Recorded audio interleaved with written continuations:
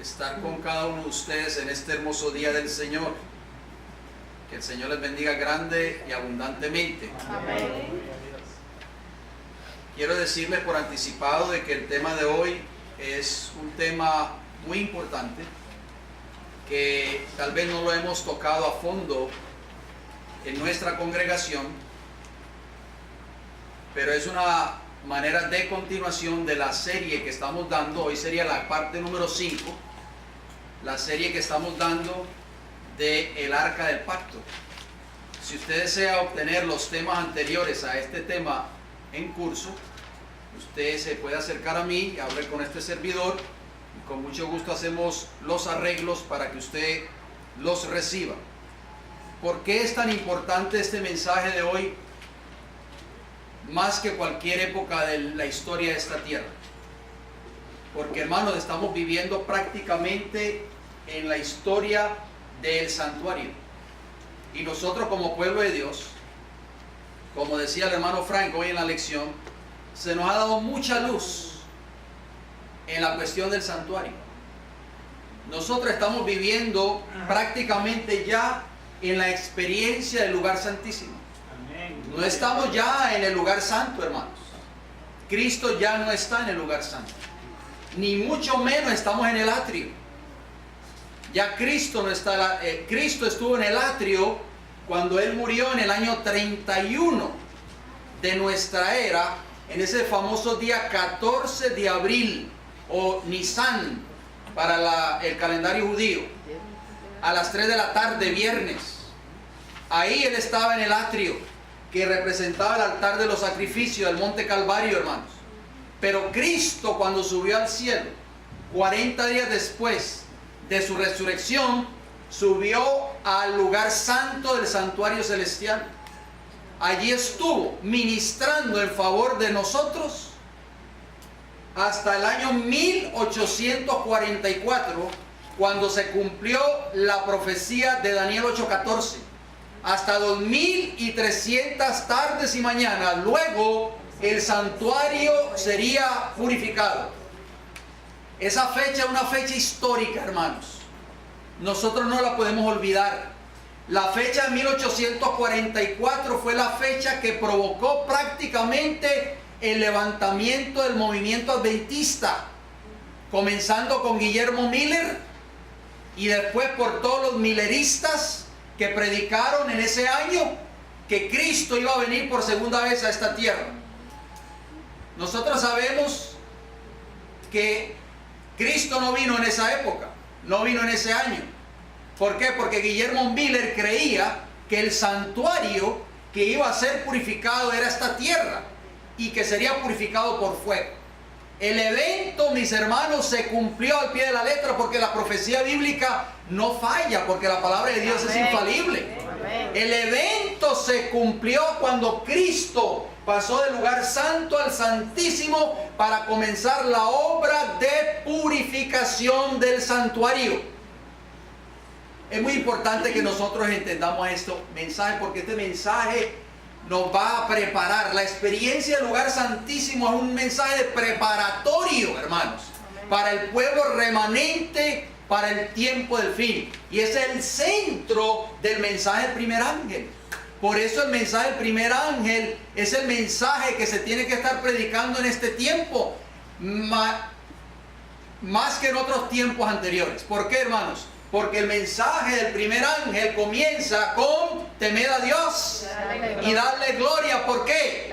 Porque la hora de su juicio ha llegado. Estamos hoy en ese periodo profético, hermanos. Estamos viviendo en el tiempo del juicio investigador que comenzó en 1844. El mundo hoy no lo sabe. ¿Por qué? Porque el mundo está viviendo en rebelión contra la ley de Dios, que la vemos aquí en el Arca del Pacto, en el lugar santísimo, que es la base del trono de Dios, ¿sí o no? Sí. Pero el mundo religioso, hermanos, desconoce estas verdades también, porque se habla muy poco de este tema en las iglesias del cristianismo moderno hoy.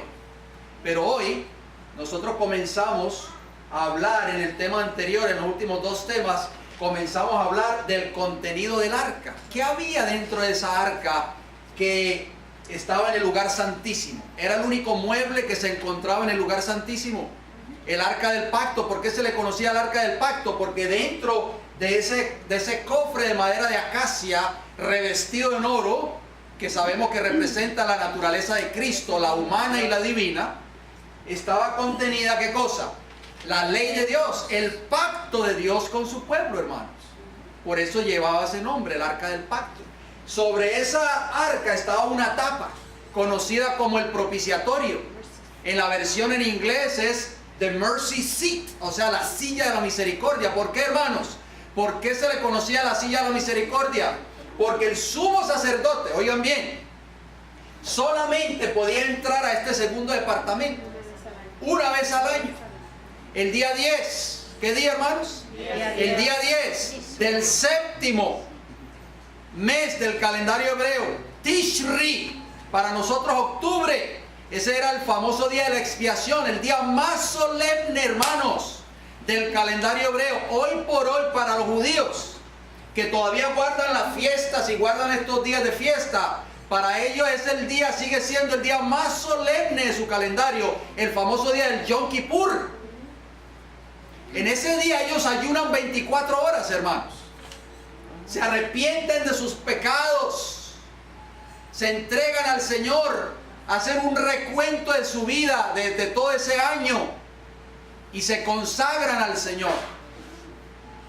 Ese día de la expiación, de acuerdo a la profecía de Daniel 8:14, comenzó en 1844. Vayamos al libro de Hebreos, por favor. Abramos nuestra Biblia en el libro de Hebreos.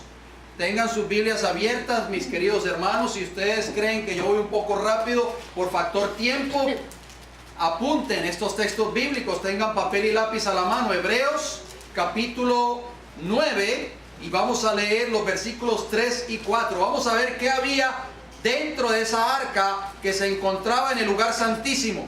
Hebreos capítulo 9, versículos 3 y 4. ¿Lo tenemos? Sí. Bien, lo leemos. Hebreos 9:3 nos dice: tras el segundo velo, aquí está hablando del lugar santo y del santísimo. Si ustedes miran la gráfica, mis queridos hermanos, la gráfica, vemos que dentro del tabernáculo habían dos departamentos. Estaba el lugar santo y estaba el lugar santísimo. Y esos dos departamentos estaban divididos por un velo. ¿Por qué? Porque el sacerdote o los sacerdotes que ministraban en el primer departamento cada día no podían entrar al segundo departamento, hermano, porque a ese departamento se entraba solamente una vez en el año. Y el sacerdote que entrase a ese segundo departamento un día que no fuera el día de la expiación, iba a morir instantáneamente, como le sucedió a los hijos de Aarón, Nadab y Abiú. Fueron ¿qué? Calcinados por la gloria de Jehová. Hermano, esto es serio. Y es por eso que estamos estudiando estos temas en nuestra congregación. ¿Por qué? Porque estos son los mensajes que son el centro, la base de los tres ángeles de Apocalipsis 14. Son los mensajes que van a preparar a un mundo, hermanos, para la segunda venida de Cristo. No es decir yo soy cristiano o yo soy adventista por 20 o 30 años. Leemos Hebreos 9, versículo 3, ¿qué nos dice? Tras el segundo velo estaba la parte del tabernáculo llamada el lugar santísimo. ¿Cómo era llamada esa segunda parte? El lugar santísimo. Vamos a ver que sigue abundando el apóstol Pablo ahí en Hebreos, versículo 4. El cual tenía un incensario de oro y el arca del pacto cubierta de oro por todas partes, en la que estaba una urna de oro que contenía, ¿qué cosa? El maná. ¿Qué contenía? ¿Qué había dentro de esa arca? El maná. ¿Qué más? Estaba también en ella la vara de Aarón que reverdeció, de eso vamos a hablar en temas posteriores, y las tablas del pacto. O sea, la ley de Dios, los 10 mandamientos, que son la base del gobierno de Dios, mis hermanos. Por esa ley, por esa base del gobierno de Dios se reveló Satanás en el cielo.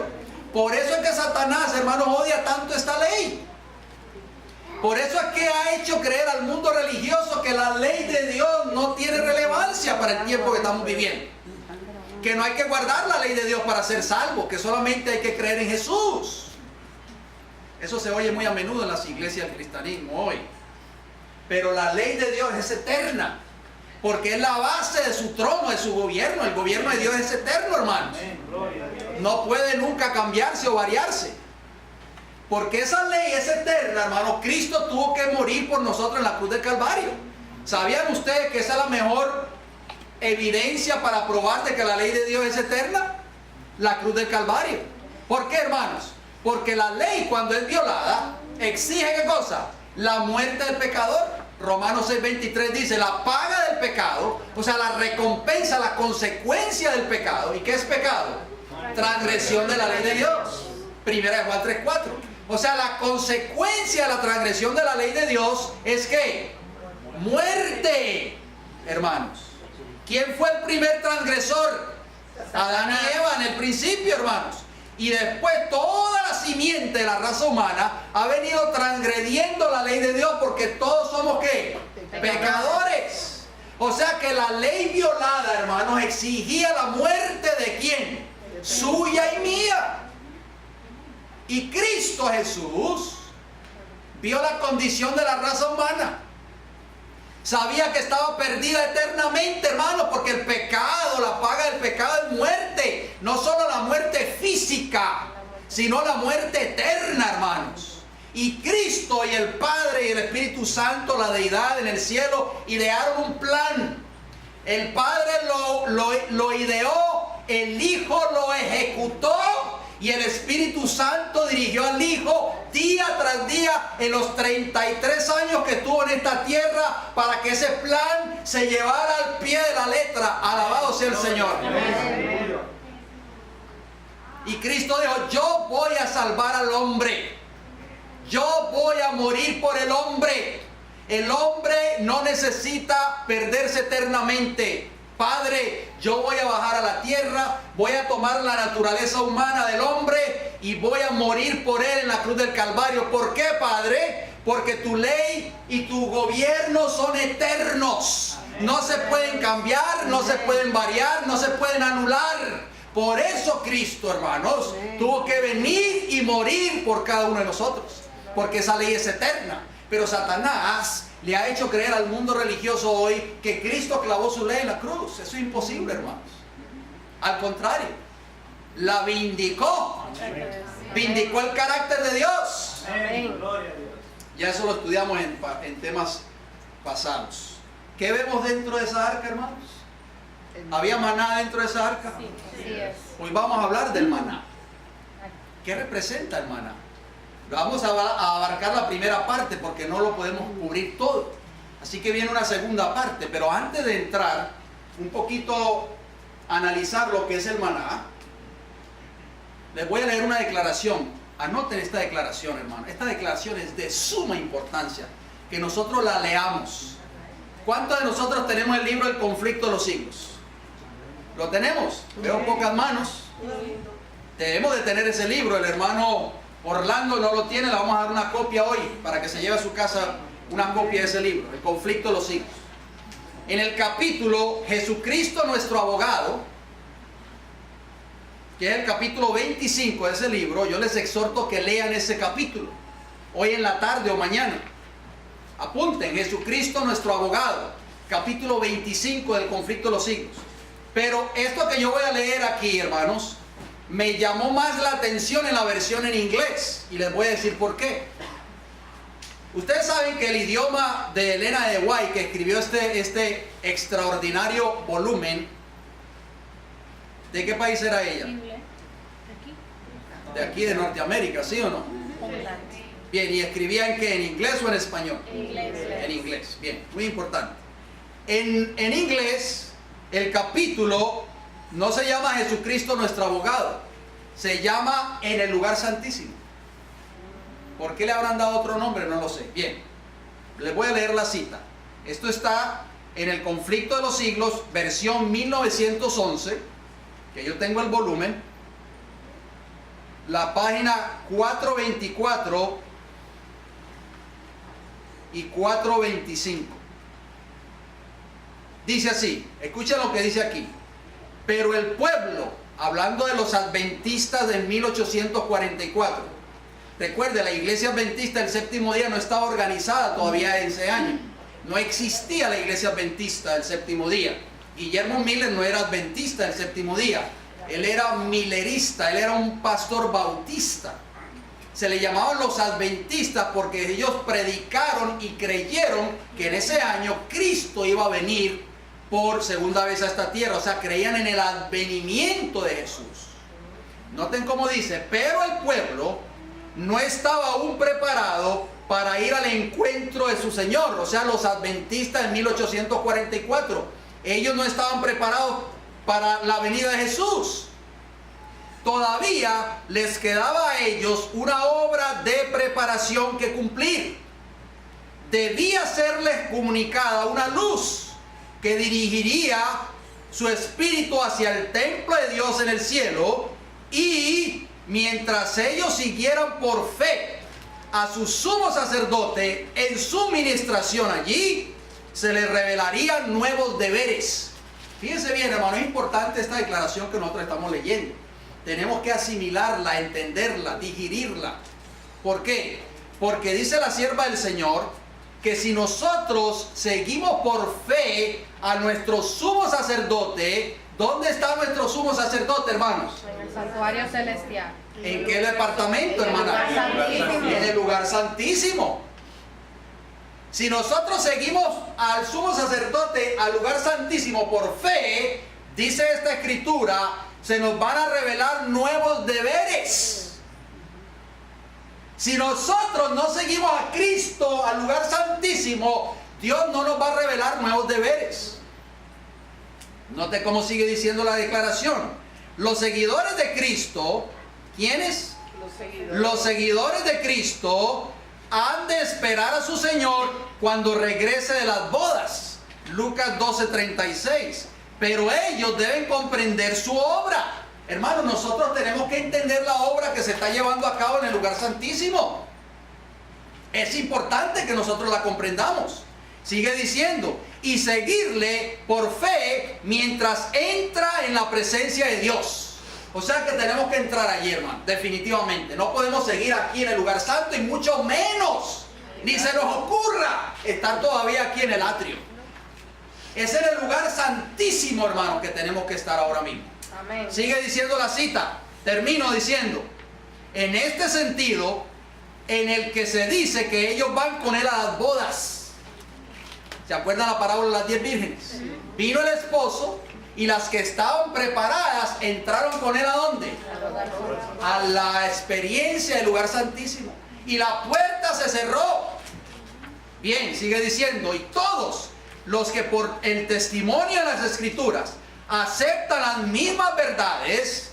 Oiga, hermanos, estas verdades que hay en el lugar santísimo hay que aceptarlas.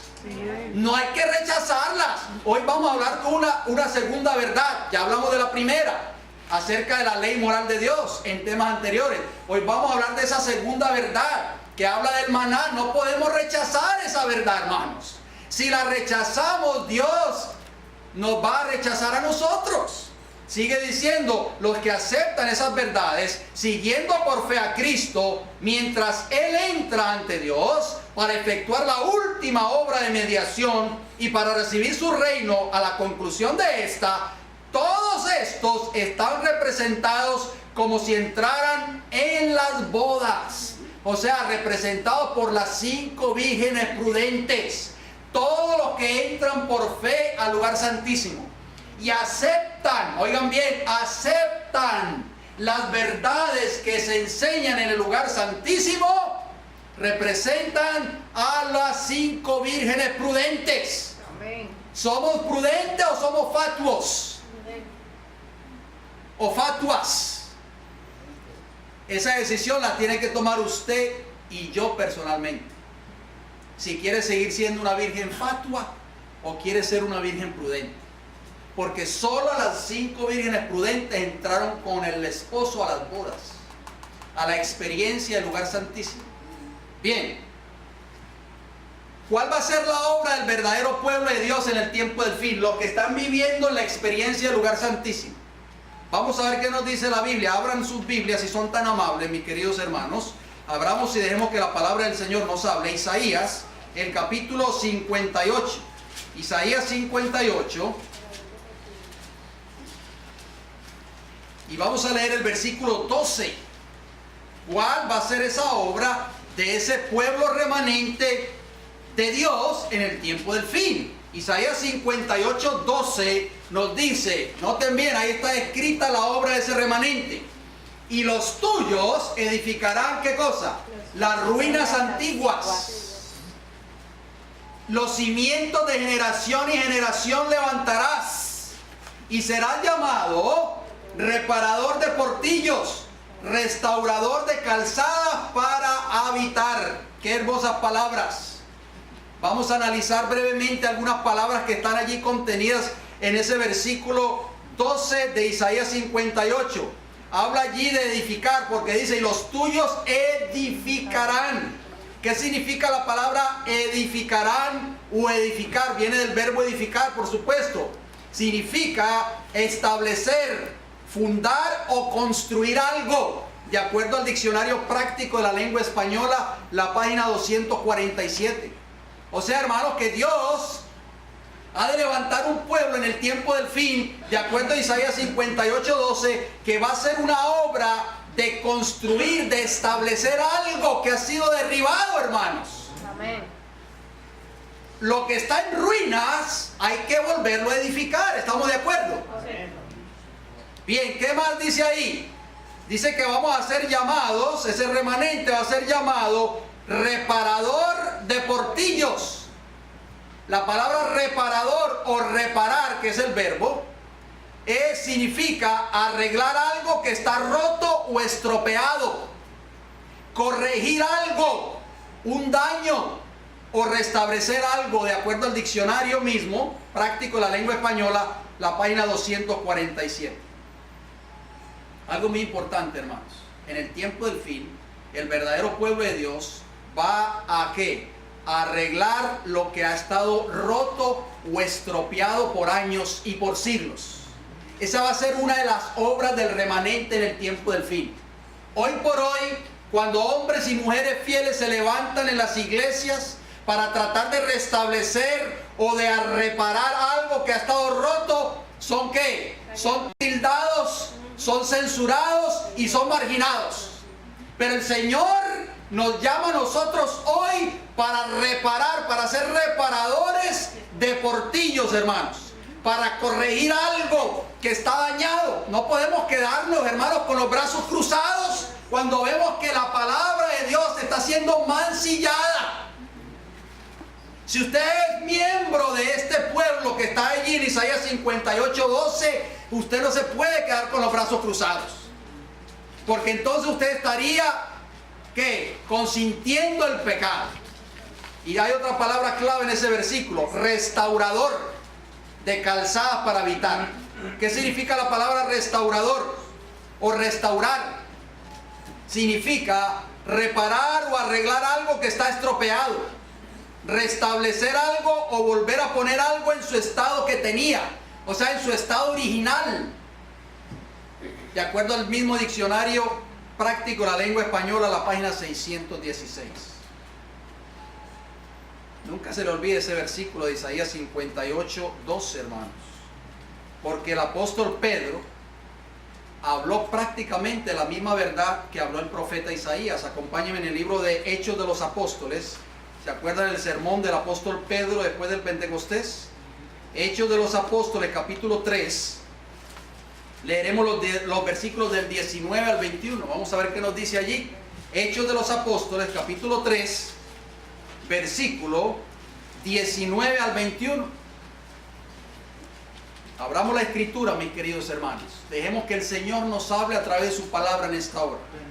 Hechos 3, 19 nos dice: así que, dijo Pedro, arrepentíos y convertíos para que sean borrados vuestros pecados, para que vengan de la presencia del Señor tiempos de refrigerio. ¿Cuáles son esos tiempos de refrigerio, hermanos? La lluvia tardía para el tiempo del fin. Versículo 20: y Él envía a Jesucristo, que os fue antes anunciado. Versículo 21 de Hechos 3: a quien de cierto es necesario que el cielo reciba hasta los tiempos, óigalo bien, hasta los tiempos de la restauración de todas las cosas de que habló Dios por boca de sus santos profetas que han sido desde el tiempo antiguo. Hermanos, viene un tiempo que el pueblo remanente de Dios va a restablecer, como decía Isaías 58:12, hermanos, va a reparar, va a restaurar las cosas que han sido derribadas. El Señor tiene un pueblo, Él está llamando a un pueblo en el tiempo del fin, que va a hacer una obra de restauración. Amén. Va a restaurar ¿cuántas cosas, hermanos? Dice Pedro. Todas las cosas. Todas las cosas. Todo lo que tiene que ver con el santuario, hermanos. Todas las verdades del santuario, ese pueblo remanente las va a restaurar. Las va a colocar en la plataforma que estaban originalmente. Amén. El papado, hermanos, por 1260 años echó por tierra la verdad del santuario. Y es por eso que Daniel en el capítulo 8 le pregunta: ¿hasta cuándo, Señor? ¿Hasta cuándo el cuerno pequeño ha de echar por tierra la verdad del santuario? Recibe la respuesta que dice: hasta 2300 tardes y mañanas. Luego el santuario será purificado. Mis hermanos, al final de ese periodo profético, el Señor levantó a un pueblo remanente que iba a restaurar todas las cosas que por 1260 años el poder papal, representado por el cuerno pequeño de Daniel 7 y de Daniel 8, iba a echar o echó por tierra. Nosotros somos parte de ese pueblo hoy, de ese pueblo remanente, mis queridos hermanos. En otras palabras, Dios nos ha llamado como pueblo a restaurar o reparar las cosas a su lugar original como eran en el principio. Vamos al libro de Eclesiastés, acompáñenme en Eclesiastés capítulo 3. Hay un versículo ahí muy interesante. Eclesiastés está después de Proverbios. Eclesiastés capítulo 3, el sabio Salomón hablando allí, y el versículo 15. Vamos a ver qué nos dice Eclesiastés 3:15. Noten bien estas palabras. Dice: aquello que fue, ¿qué dice? Ya es, dice aquí mi versión. Y lo que ha de ser, fue ya. Y Dios, ¿qué dice? Restaura lo que pasó, mis hermanos. Amén. Dios se va a encargar de restaurar lo que ya había sido. Y hago una pregunta, mediten en ella, por favor. ¿Por medio de quién Dios restaurará todas las cosas? ¿Por medio de quién? Por medio de su pueblo remanente en el tiempo del fin. La verdad de los 10 mandamientos va a ser restaurada nuevamente. Amén. La verdad del sábado, como estudiamos en el tema anterior, va a ser restaurada nuevamente. Ahora, esta segunda verdad que vamos a estudiar a continuación es la verdad del maná. Esa verdad, hermanos, tiene que ser restaurada también dentro del pueblo de Dios, por el pueblo de Dios en el tiempo del fin. ¿Qué hizo o qué se hizo con el recipiente del precioso maná que el Señor en su gracia impartió abundantemente al pueblo de Israel? Porque ustedes saben que el pueblo de Israel fue el que recibió el maná del cielo cuando estaba transitando por el desierto. ¿Por qué se preservaba el maná en el arca del lugar santísimo? Vamos a la palabra del Señor. Acompáñenme en el libro de Éxodo. Éxodo capítulo 16, segundo libro de la Biblia, Éxodo 16, y leeremos los versículos 33 y 34. Éxodo 16, versículos 33 y 34.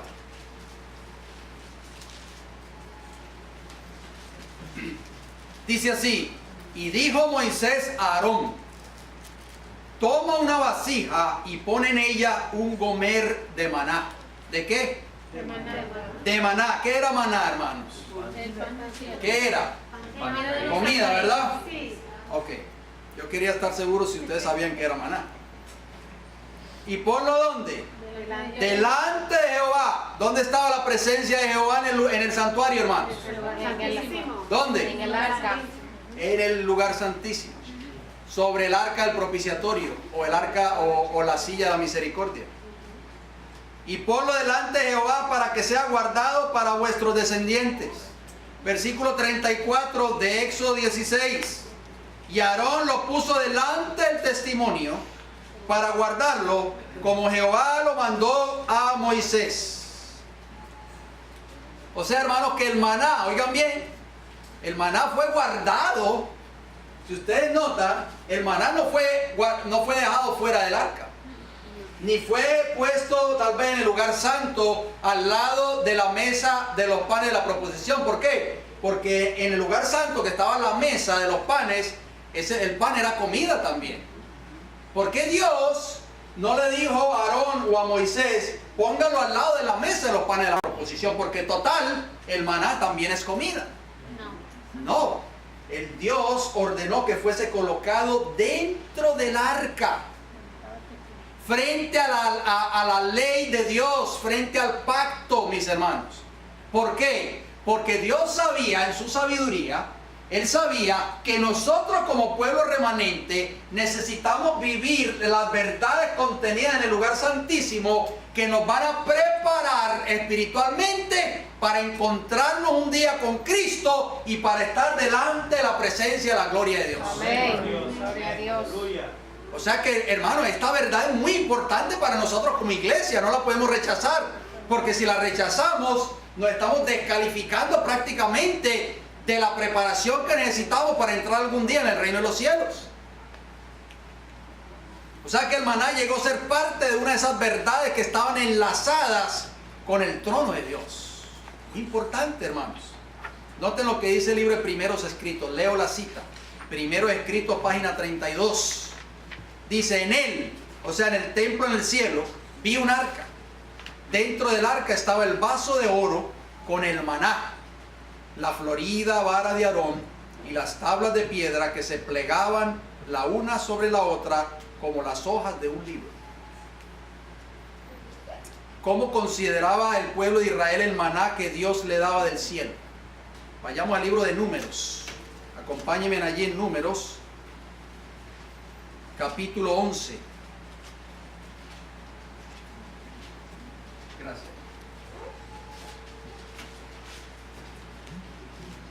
Números 11, y vamos a leer los versículos del 6 hasta el 8. Prestemos mucha atención, mis queridos hermanos, porque este mensaje nosotros necesitamos entenderlo, porque este es un mensaje preparatorio. Números 11, versículo 6, nos dice el Señor, y ahora nuestra alma se seca, pues nada sino este maná ven nuestros ojos. ¿Qué estaba diciendo el pueblo de Israel, hermanos? ¿Estaban qué? Cansados. Cansados ya de ese maná. Lo único que ven nuestros ojos es maná, maná y maná. Estamos cansados, nuestra alma, dijeron ellos, nuestra alma está ¿qué? Seca, porque solo este maná ven nuestros ojos. Es triste esto. Noten lo que sigue diciendo el versículo 7 de Números 11. Y era el maná como semilla de culantro, y su color como color de bedelio. El pueblo se esparcía, versículo 8, y lo recogía, y lo molía en molinos, o lo majaba en morteros, y lo cocía en caldera, o hacía de él tortas. Su sabor era como sabor de aceite nuevo. Qué lindo, ¿verdad? En otras palabras, el pueblo de Israel estaba cansado de la dieta provista por Dios. ¿Cuál era la dieta que tenía el pueblo de Israel en Egipto, hermano? ¿Cuál era? Era una dieta 100% carnívora. Y ellos anhelaban las ollas de Egipto. Nos acordábamos de los chicharroncitos fritos que nos comíamos, las chuletitas fritas y las emparrilladas que hacíamos con nuestros vecinos. ¡Ay, qué rico eran!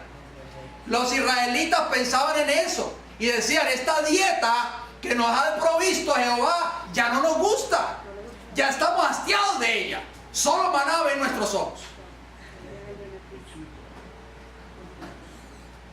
El maná tenía todos los ingredientes nutricionales para mantener la salud física del pueblo de Israel, mis hermanos. Porque era pan de ángeles, o sea, pan provisto por los ángeles, era comida celestial. ¿Qué ustedes creen? Les voy a hacer una pregunta. La comida que nos ha provisto el Creador, ¿ustedes creen que tiene los nutrientes suficientes para darnos buena salud, sí o no? Sí. Claro que sí, hermanos, porque Dios no se equivoca. Él fue el que proveyó el maná durante 40 años para los israelitas, y en el pueblo de Israel no había ningún enfermo. Nadie se enfermaba. Los que se morían de viejos, no de enfermedades. Hoy el pueblo de Dios está muriendo no de viejos, sino de enfermos. Diabetes, alta presión, cáncer, en fin, colesterol alto, un sinnúmero de enfermedades, obesidad. ¿Por qué? Porque ha sido rebelde a los principios de salud establecidos en la palabra de Dios. Igual que el pueblo de Israel en Egipto. Queremos las ollas de Egipto, queremos carne, queremos pollo asado, queremos pollo frito, papitas fritas. Y Dios le dijo, no, ese paladar yo se lo voy a cambiar a ustedes, yo les voy a dar comida del cielo. La comida que los va a preparar a ustedes para entrar a la Canaán terrenal. ¿Y nosotros a qué Canaán vamos ahora, hermanos? A la celestial. Escuchen lo que dice. ¿Cuántos de ustedes tienen la Biblia de estudios? ¿Lo tienen? Sí. Lean, busquen conmigo el comentario de Éxodo 16:3. Vamos a leer una cita ahí que está en la Biblia de estudios. Eso está en el comentario bíblico adventista, tomo 1, página 11:16. Escuchen el comentario, hermano, que hace allí la sierva del Señor. Presten mucha atención a estas palabras. Comentando Éxodo 16:3. ¿Están conmigo? Sí. Cada vez que fue restringido su apetito, o sea, el apetito del pueblo de Israel, los israelitas quedaron insatisfechos y murmuraron y se quejaron contra Moisés y Aarón y contra Dios. Esa iglesia prohíbe mucho. No coma esto, no coma lo otro, no vaya a este sitio, no vaya. Cada vez que el apetito era restringido a los israelitas, murmuraban y se quejaban contra Moisés, contra Aarón y contra Dios mismo. Pero Dios sigue diciendo, pero Dios estaba probando a su pueblo. ¿Qué estaba haciendo Dios?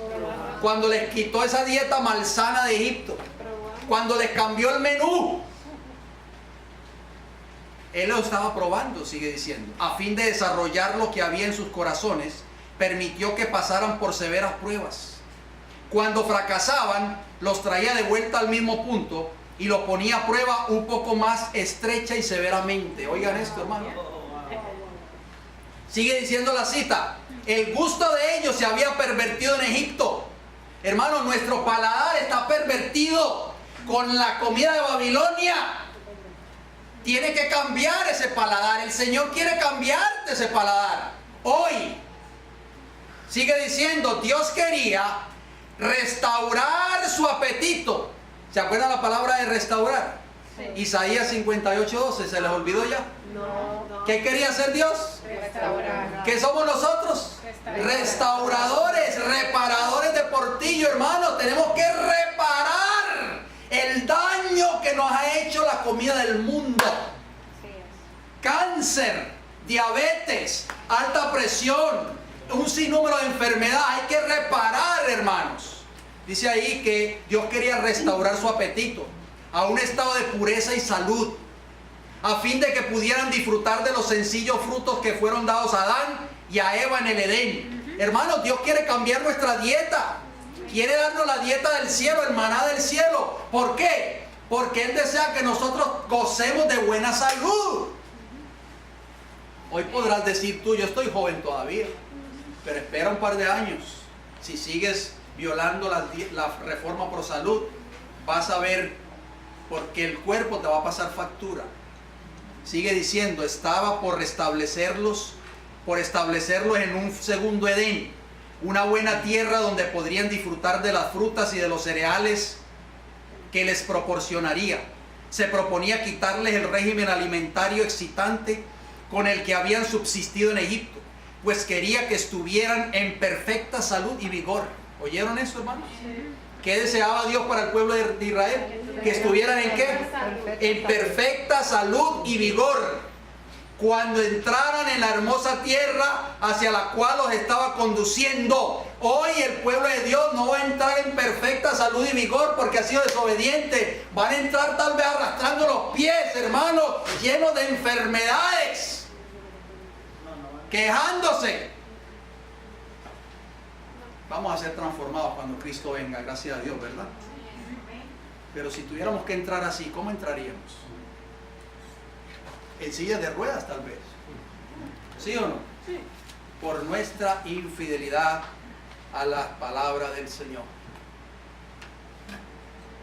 ¿Qué lección imparte el recipiente de maná a aquellos que viven en el día real de la expiación? ¿En qué día estamos viviendo hoy, hermanos?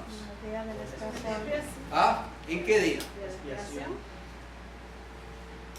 Vamos a ver el libro de Hebreos una vez más. Leamos Hebreos 9, 3 y 4. Ya lo habíamos leído al principio, pero lo leemos una vez más. Hebreos casi está al final de la Biblia. Hermano Orlando, antes de Apocalipsis, está el libro de Hebreos. Dice allí Hebreos 9, 3 y 4. Tras el segundo velo estaba la parte del tabernáculo llamado el lugar santísimo, el cual tenía un incensario de oro y el arca del pacto cubierta de oro por todas partes, en la que estaba una urna de oro que contenía el maná, la vara de Aarón que reverdeció y las tablas del pacto. Hebreos 9, 3 y 4. ¿Dónde se encontraba esto? En el lugar santísimo. No afuera del lugar santísimo, aquí en el lugar santísimo. Es importante que nosotros meditemos en estos textos que acabamos de leer. Cito una vez más la Biblia de Estudios.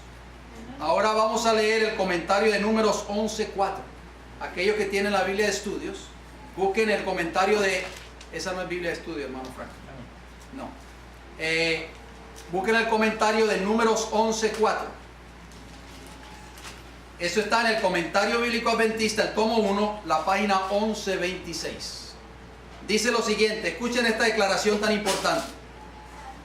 El estado mental tiene mucho que ver con la salud del cuerpo y especialmente con la salud de los órganos digestivos. Mente sana, Cuerpo sano. cuerpo sano. ¿Escucharon eso? Sigue diciendo, por regla general, el Señor no proporcionó a su pueblo alimentación de carne en el desierto, porque sabía que ese régimen crearía enfermedad y insubordinación.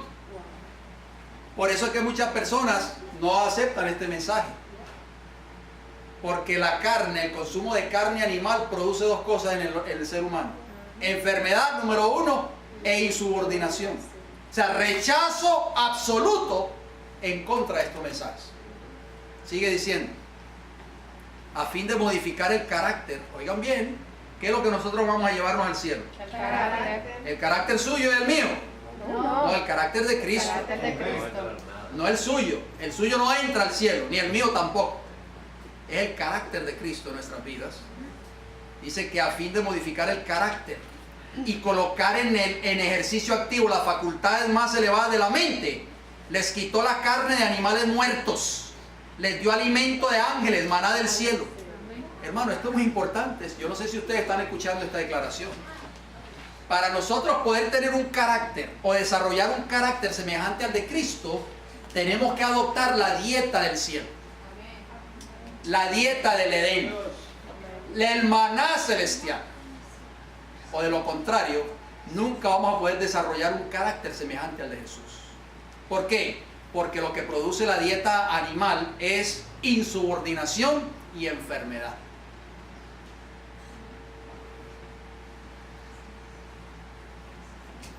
¿Cuán significativa es la reforma pro salud para aquellos que viven en el día de la expiación? ¿Es importante, ustedes creen? Hermana Eunice. ¿Ah? ¿Qué ustedes creen? Vamos a 1 Corintios, acompañen 1 Corintios capítulo 9 y vamos a leer el versículo 25.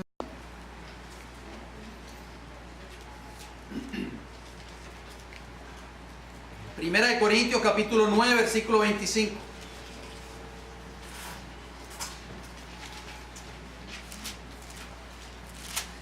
Dice así: todo aquel que lucha, de todo se abstiene. Dice de todo, de algunas cosas. Estamos entendiendo, hermano, que las prohibiciones no es porque usted asiste a esta congregación. El Señor quiere que si nosotros luchamos por la corona de la vida eterna, tenemos que abstenernos de muchas cosas que nos perjudican, nos bloquean el camino que nos va a llevar al trono de la gracia, que es el mismo cielo. Dice que todo el que lucha, de todo se abstiene. Ellos, o sea, los que corren en el estadio, a la verdad para recibir una corona corruptible, un premio, un trofeo. Pero nosotros, la iglesia del pueblo de Dios en este tiempo del fin, ¿qué dice? Una que incorruptible, que es la corona que hablaba el apóstol Pablo. He acabado la carrera, he guardado la fe, por lo demás me está guardada ¿qué cosa?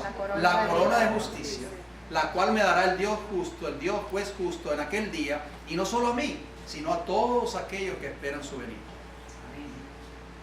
Esa es la corona que el Señor quiere darte a ti y a mí. Y para nosotros obtener esa corona algún día, como dice ahí el texto, tenemos que abstenernos de todo. ¿Abstenernos de qué? Abstenernos de todo lo que nos hace daño, de todo lo que atenta contra nuestra salud física y contra nuestra salud mental. Recuerden, hermanos, la dieta suya, la dieta mía, tiene que ver mucho con la salud mental. Es por eso que a veces si nosotros nos alimentamos impropiamente, si rechazamos las verdades contenidas en la palabra de Dios, por más que leamos la escritura, no la vamos a entender, porque nuestra mente no está capacitada para entender esas grandes verdades.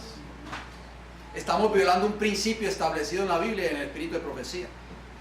Noten lo que dice este libro que se llama Consejos sobre el régimen alimenticio. Muchos de ustedes lo tienen en sus hogares. Estoy citando la página 318 y la página 454 de ese mismo libro. Dice así: la luz. ¿Cuál luz? ¿Cuál luz? La luz que Dios ha dado y que continuará dando sobre el asunto de los alimentos ha de ser para el pueblo hoy lo que el maná era para los hijos de Israel. ¿Cuál luz está hablando allí la sierva del Señor, hermanos? La luz de la reforma pro salud, que fue dada, ¿en qué año fue dada? 1863. Sigue diciendo la cita: ni un gramo, oigan bien, hermanos, estas son palabras fuertes, me disculpan, pero no soy yo. Ni un gramo de carne debiera entrar en nuestro estómago. El consumo de carne es antinatural. Hemos de regresar al propósito original que Dios tenía en la creación del hombre. O sea, si nosotros decimos que somos el pueblo remanente y que estamos viviendo la experiencia del lugar santísimo, en el lugar santísimo no había carne, había maná. Y entonces el Señor quiere llevarnos nuevamente, ¿a dónde? A la dieta que Él originalmente proveyó para el ser humano. En Génesis capítulo 2, versículo 29. La carne no estaba dentro de esa dieta original, hermanos, porque el Señor sabía que es nuestro creador, que fue el que creó esta máquina perfecta que se llama cuerpo humano. Él sabía que el ser humano puede subsistir perfectamente con una dieta a base de lo provisto por el creador. Génesis 1:29. Génesis 1:29, gracias. Vamos a hablar un poco en los minutos que nos quedan. Vamos a tener una segunda parte de este estudio. En los minutos que nos quedan vamos a hablar acerca del recipiente perdido del maná. Fíjense bien que originalmente este maná fue dado al pueblo de Israel. Posteriormente este mismo maná fue dado a un pueblo en esta tierra, a nosotros como pueblo remanente. Ya lo acabamos de leer. La luz que Dios nos ha dado continúa y continuará siendo verdad presente hasta el tiempo del fin. Esa luz de la reforma pro salud.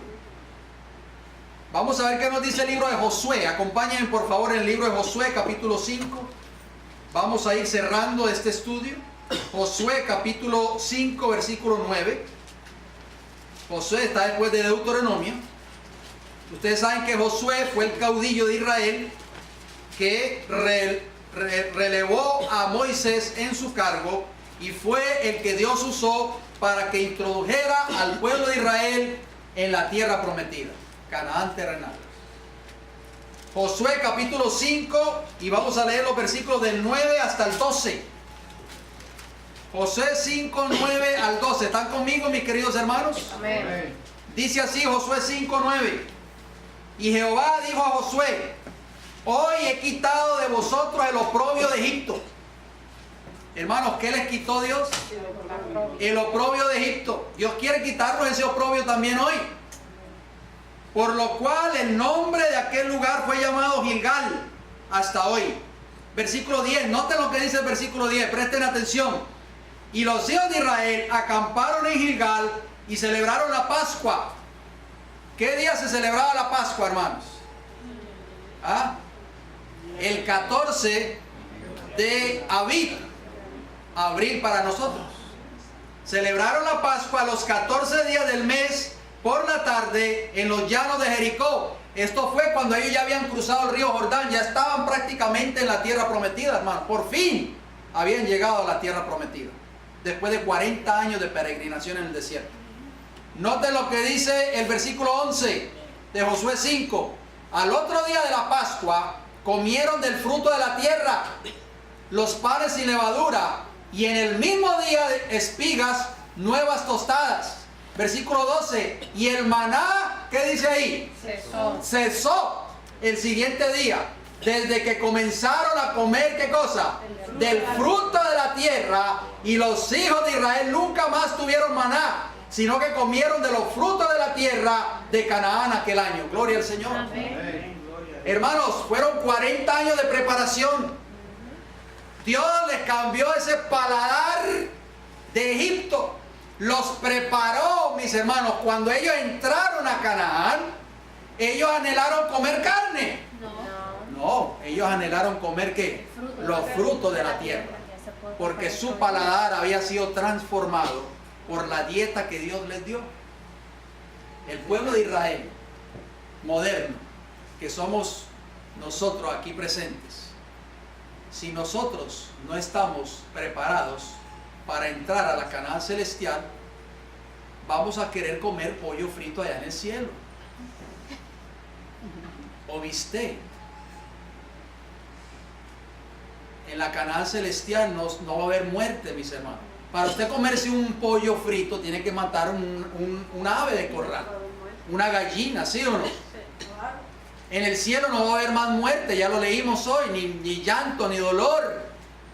Por lo tanto, en el cielo vamos a comer del árbol de la vida, que produce 12 frutos.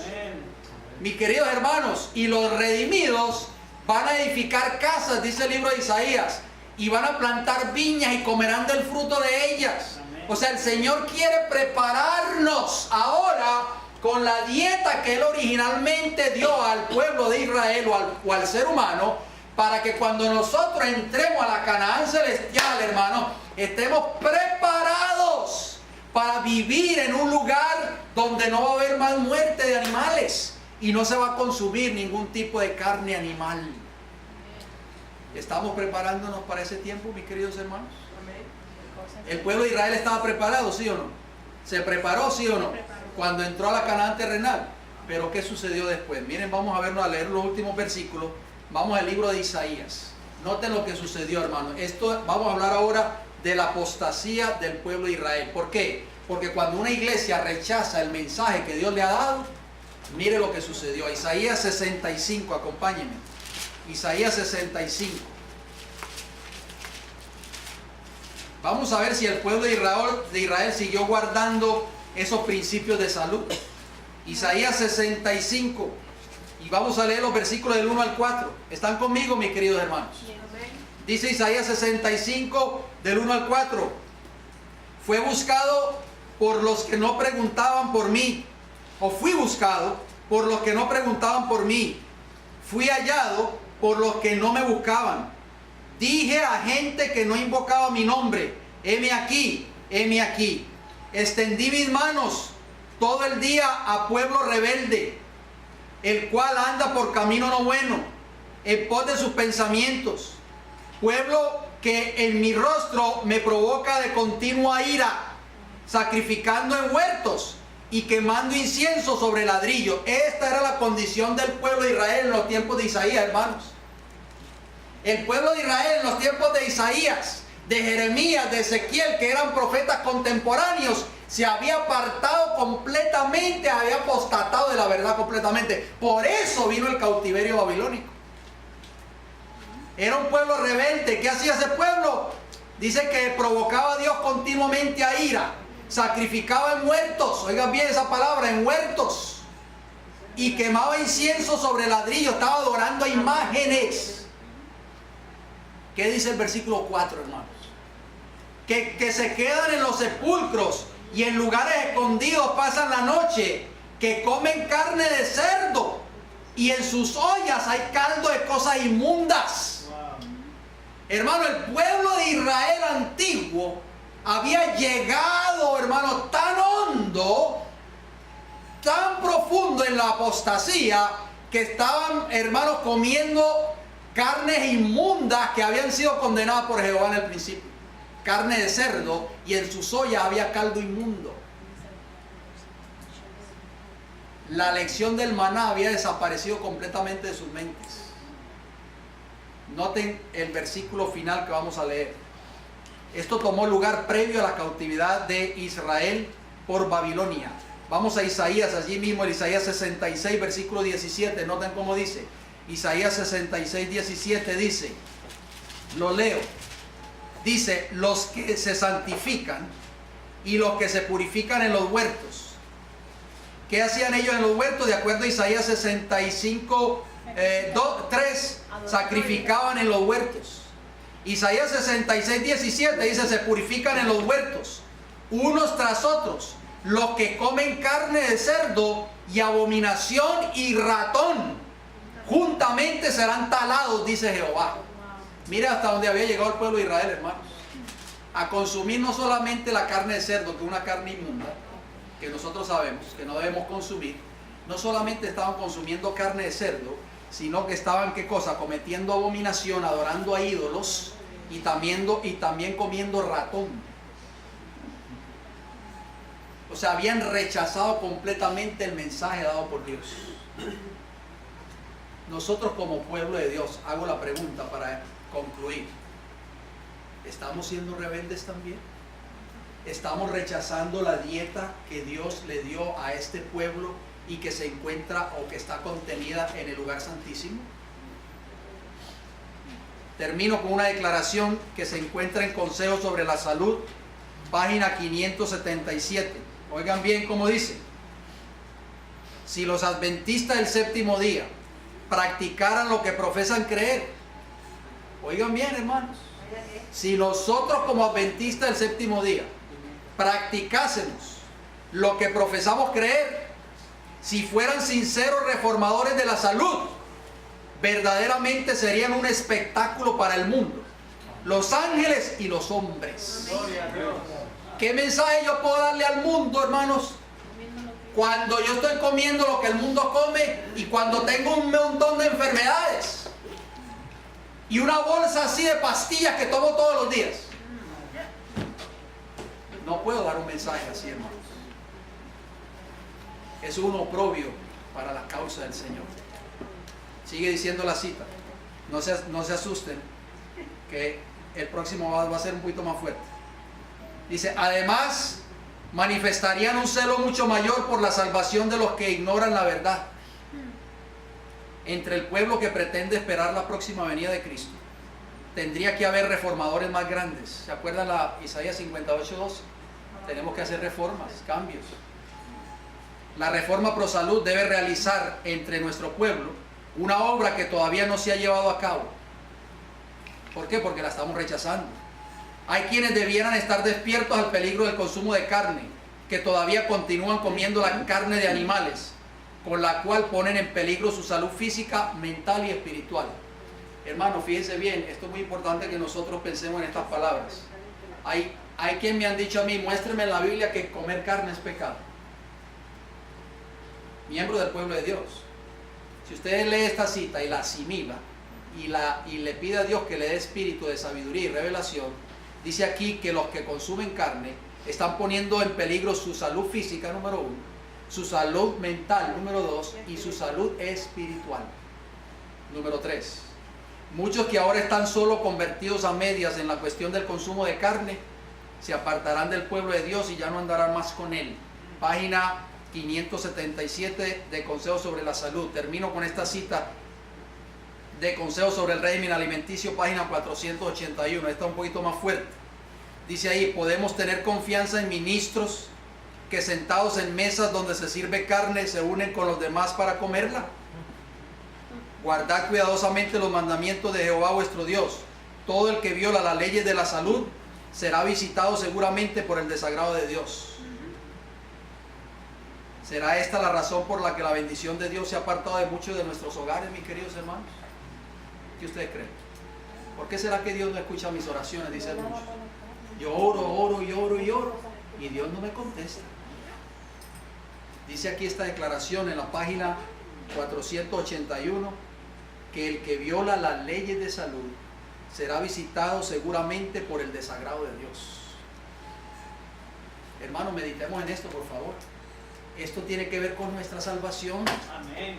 Por eso yo les traigo este mensaje en esta hora, porque yo no quiero en aquel día que Dios me llame a mí a juicio y me diga, tú conocías esta verdad y te quedaste calladito. No se la dijiste a la iglesia. Yo se las digo a ustedes como pueblo, Amén. porque yo soy un ministro fiel del Evangelio. Y yo quiero traer estas grandes verdades para que nosotros nos preparemos, mis hermanos. El Señor quiere hacer un cambio en nuestras vidas. El Señor quiere que vivamos ya la experiencia del lugar santísimo. ¿En qué día estamos? En día de expiación. ¿Cuándo comenzó ese día de expiación? 1844, de acuerdo a Daniel 8:14. Hermanos, han pasado más de 100 años. Nosotros no podemos volver a Egipto. Vamos encaminados a la Canaán celestial. Y tenemos que vivir la experiencia del lugar santísimo. En nuestro próximo tema vamos a hablar acerca del antitipo día de la expiación, de acuerdo al maná. Así que estemos preparados para esa segunda intervención. Que Dios nos ayude, hermanos, a entender este mensaje, a no rechazarlo, a no enojarnos con Dios como se enojó el pueblo de Israel en el desierto, sino que meditemos en lo que Dios ha dejado escrito en su palabra y también en los testimonios, porque Dios desea que cada uno de nosotros entremos algún día a la Canaán celestial. Amén. Vamos a ir de rodillas, mis hermanos. Recuerden que después de este servicio tendremos un almuerzo para todos ustedes y también para nuestras visitas, así que no tienen que irse. Quédense con nosotros para que almorcemos juntos. Vamos a ir de rodillas, por favor. Nuestro Padre Celestial, en este hermoso día de sábado, le damos las gracias por el mensaje de Reforma Pro Salud, por el maná contenido en el arca del pacto en el lugar santísimo del santuario celestial. Gracias, Señor, porque esa fue la dieta que usted le dio al hombre en el principio, en Génesis 1:29, y se la ha dado también al pueblo remanente en el tiempo del fin. El Señor desea que nosotros estemos preparados espiritual, física y mentalmente para encontrarnos algún día con Cristo Jesús y poder entrar a la tierra Canaán celestial, donde será un lugar donde podremos disfrutar de los frutos de la tierra, donde comeremos del árbol de la vida por toda la eternidad. Y ese paladar, Señor, que nosotros tenemos aquí todavía, tal vez un paladar acostumbrado a las ollas de Egipto, queremos que usted haga un cambio en nuestras vidas. Queremos que a partir de hoy, Padre Celestial, usted nos ayude a alimentarnos con la dieta del lugar santísimo del santuario celestial. Que podamos hacer como Daniel, Señor, que propuso en su corazón no contaminarse con la comida del rey, sino que podamos alimentarnos como usted ha mandado en su palabra. Padre Celestial, gracias por darnos la oportunidad de haber escuchado su palabra en esta hora. Bendiga los alimentos que hemos de recibir a continuación Permita que sean de gran bendición para nuestra salud física y espiritual. Bendiga a cada hermano aquí presente, Padre Celestial, a cada joven, a cada niño, y ayúdenos como pueblo de Dios a prepararnos para la segunda venida de Cristo, que ha de venir en gloria y majestad. Lo rogamos y lo pedimos todo y le damos las gracias en el nombre de Jesús. Amén. Que el Señor les bendiga grande y abundantemente. Amén.